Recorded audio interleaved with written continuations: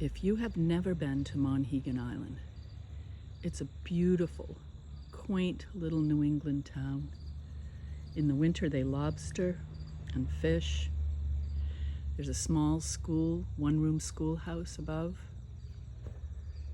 And since I've been coming in the 80s, very little has changed.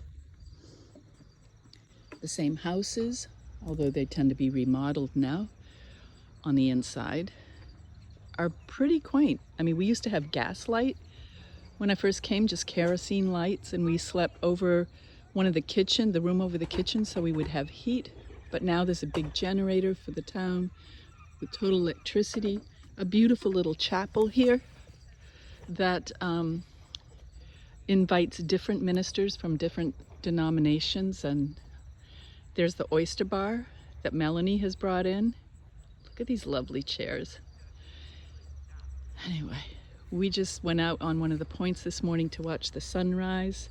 See if I can get you the lighthouse. There it is, up there on the hill in the distance. There's also a great museum, history museum, and an art gallery up there. And right now they're hanging paintings of women in Monhegan and those that have deceased.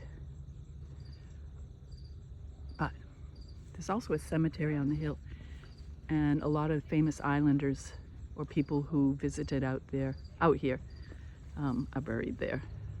Charles Martin, Fred Riley, a bunch more. That house, where's my house? There. The one with the chimney there, that's the place we used to stay, up on Horn Hill.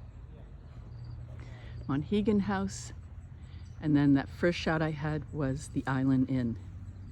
Here's the little Black Duck Emporium, little grocery store, all tiny, all quaint, absolutely amazing. And this is just the town. No real vehicles.